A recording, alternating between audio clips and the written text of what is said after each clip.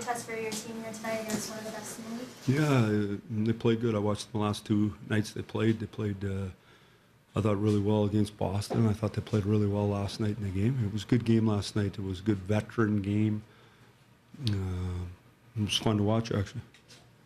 Mike, is Nikita Soshnikov playing any heavier this season than he did in the limited time with you, and perhaps more so with the Marlies? Well, I mean, Sasha, I think, is a real good player. Sasha's a guy easy that could play in your top 9 for sure all the time. I like him a lot. I think he's going to score better than he has thus far. He's competitive and brings it every night. Good energy. Good kid, wants to get better. So we're hopeful that he can be a good player as time goes on. You're talking to the minor hockey coaches this morning. Do you enjoy doing that? And is there something that sort of transcends the NHL and minor hockey? You can tell them that applies to both. Well, I think obviously, Tim Hortons put that on today, and we all start our day with Tim Hortons, so that's positive. The second thing is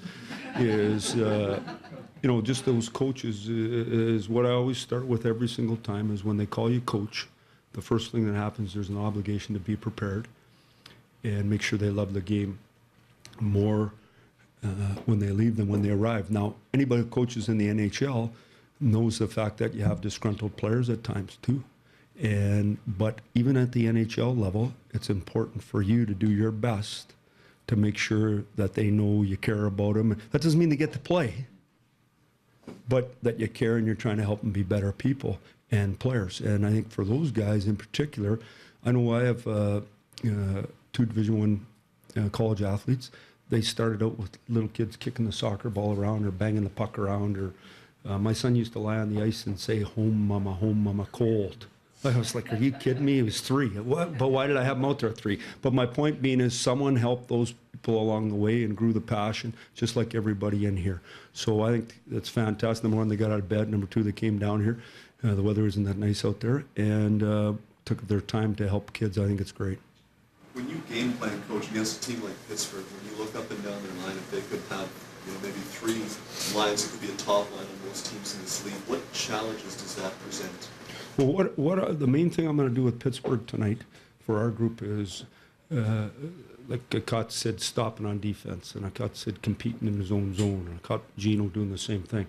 So I'm showing my guys them doing it right, because that's how you win championships. You do things right, you do it over and over again. And when you show the best players, when the best players on your team have elite drivetrain, everybody else falls in line. And so when I watch their group, I like their group. I think they play well. I think they're organized. I think they got a plan, and their best players play.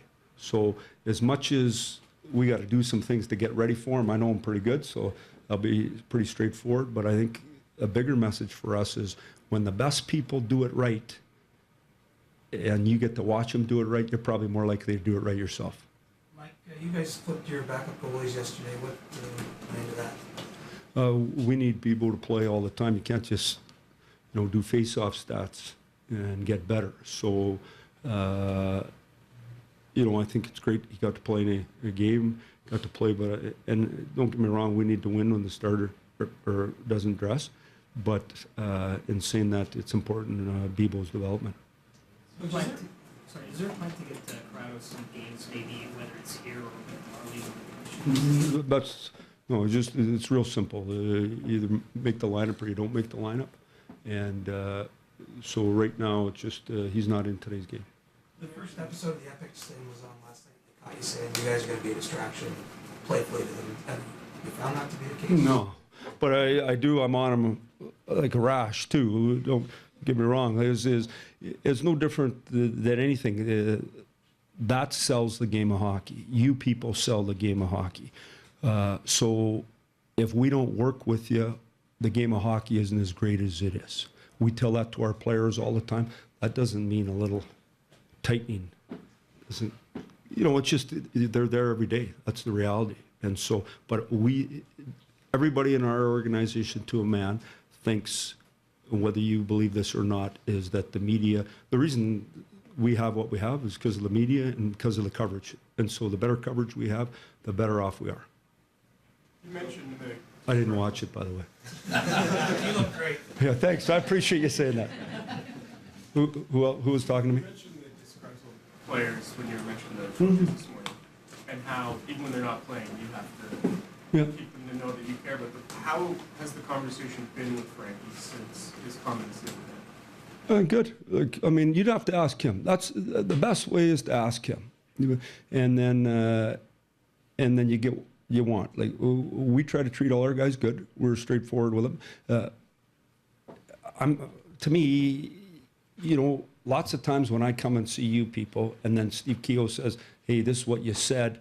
I think, I don't know if I said it like that. I don't spend a whole lot of time worrying about that.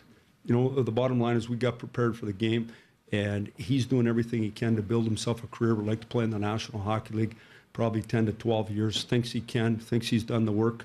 We respect that. We think he's done the work too, or he wouldn't be here.